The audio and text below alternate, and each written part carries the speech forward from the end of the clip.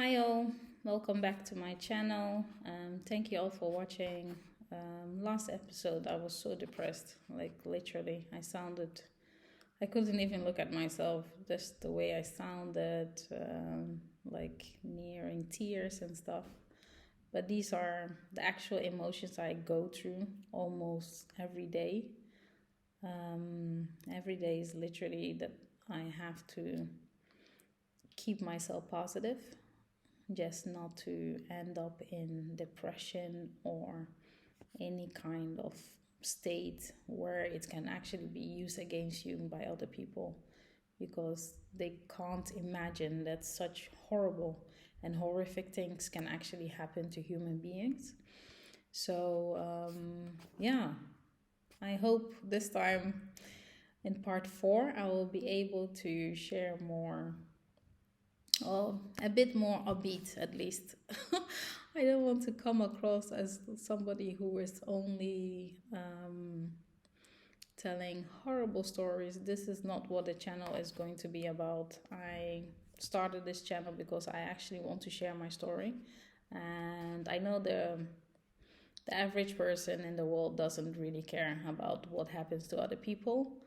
But I think when you are going through events, know that you are not the only one who is going through that. And so it's always good to see if there are other people out there who are actually going through the same thing as you are, because maybe in your direct environment you can't find people who understand what you're going through or are experiencing the same things that you are going through. So online you can find anything that you want as long as you search hard enough for it. You can find it. So yeah, part 4. Last time we ended up with me telling you about my experience with the police, and I definitely have nothing against the police, and I also want to highlight that I have absolutely nothing against people with eye conditions, as I didn't express myself in the right manner, but I didn't know the correct term actually to describe people with severe eye condition, basically, whereby even with glasses their eyes are not positioned as the average human being, basically. So I think I'm making it worse. So let's forget that part, scrape it. Yeah. After all the hacking, eventually I decided to leave that place because I thought if I move, it will stop.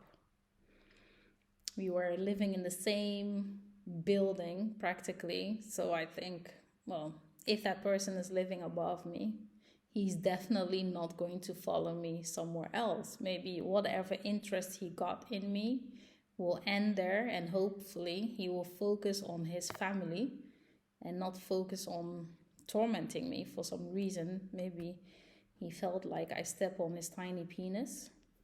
So yeah, that was the stab there. Yeah, so I thought, okay, let me move and then see what happens. And so I start searching for an apartment in London again, but then totally living the area that I actually love living. And I started looking in another direction. A friend of mine offered, like, oh yeah, there is an area which is really nice, Clapham Junction. So why don't you consider that area? So I started looking there, and then I found a place, a very cute place, a 2-bedroom apartment in London, which is quite rare to find it. And so I went on their website, and then I filled in all my details. And at one point, the website went blank, like it stopped working. I thought it was my computer, but I tried to log in again and it wasn't going through. And I thought, oh my gosh, this guy literally hacked their website, because it's one of these agents who is not really skilled. They don't have an IT department who is going to put proper security in place. A lot of companies don't think about security until something bad happens to them. So I thought, okay, nothing to worry about. Eventually, the website was working again, so I engaged them and I told them that I was interested in renting their place. And then I did a viewing, and everything was okay. They did a background check, and everything was fine. And I could shortly moved in with 1 month's notice from the place that I was living at, where the stalk also lived. So I think I moved there in September. And that same month that I was moving, this is something, once you have been hacked, you started noticing a lot of things, patterns in the world. And I have always been somebody who actually do notice things out of the ordinary. I like little details in people or patterns, kind of recognizing patterns. So I saw that a lot of people were moving out from that property. But I don't even blame them, since what I went through. Oh, yeah, let me step back actually. I did one drastic thing.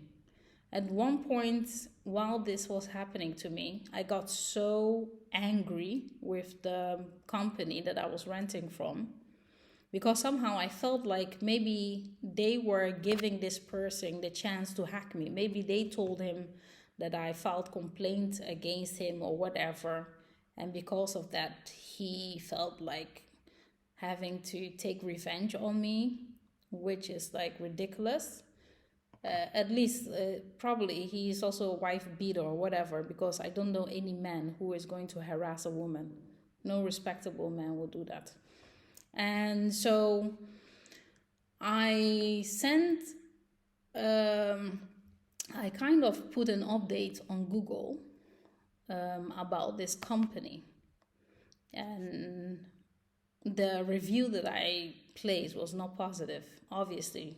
I put everything in there that was wrong in the apartment. I told the story about how, since I moved into that place, I got hacked, and that I think that maybe whoever is doing it is either the caretaker, and this person is using his access to all the apartments to maybe commit crime, like Bitcoin crime, because he has access to all the modems in the apartments.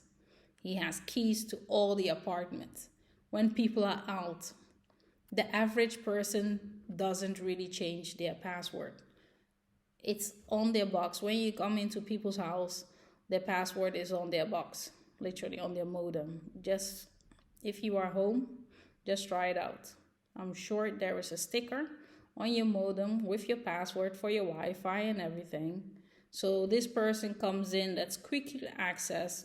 He has access to everything. So if you are a cybercrime criminal, and this is the type of job that you have, because you will have easily access to people's computers or whatever, that's what you will do. That's just easy gain. I mean, it's not rocket science. So this is the review I left. And then I also put in some pictures of how I found my modem, which I had disconnected, connected back into my box. And then I told about how I left my apartment and that somebody used my phone in there while I was away and stuff. So all these evidence piled up. And then I put in that review on Google. And I think they had like a huge financial backlash after that Google that I placed, the Google review. And for months, they weren't able to rent out their place. And so at one point, I actually was suspecting this company to be hacking me. Maybe the founders thought, like, let's teach this woman a lesson. Let's try to destroy her livelihood. And who will have the resources? Either way. Anyway, as long as I go through the story, I will unfold how much money this person is actually spending on hacking me and following me around the world. So yeah, that was that part. And I moved eventually to that new place that I found. And in the beginning, everything was fine. Before I moved there, actually, the people that I was speaking to, they told me like, oh, do you want us to help you with your internet? I'm so stupid, literally. Do you want us to help you with your internet? We can install it for you because we have an agreement with the company Virgin Mobile, Virgin Media. And then you will pay less if it goes through us. There is like a discount or something. And then before you get into the apartment, everything will be there for you, ready to just use, you know. Like, oh, that's quite a nice service. Then I told them the story that I had been hacked and stuff, so I want a new modem. I don't want anything that is already in that place and stuff. So I thought, okay, maybe that's good. But now that I know that there is a thing called spoofing, and spoofing is basically a method that a cyber criminal will be able to intercept all the calls that you are making and pretend to be the other party that you are trying to reach. And most of the time, these can be companies, obviously not people that you know, but yeah. So that's what happened. And yeah, so when I moved in there, shortly after the internet arrived and everything, I installed it, I placed it there, and then I thought like, okay, I have my freedom back again. I can try to start to work on trying to get my website back, etc. Quickly after, I noticed that somebody was coming into the apartment. Within a week that I was living there. No, the first thing that I actually heard was the cry of a baby. And it was the exact cry of the baby from the previous apartment of the upstairs neighbor. As I told you, they had a baby. And I thought like, where is this cry coming from? Is it in my head? Am I imagining things?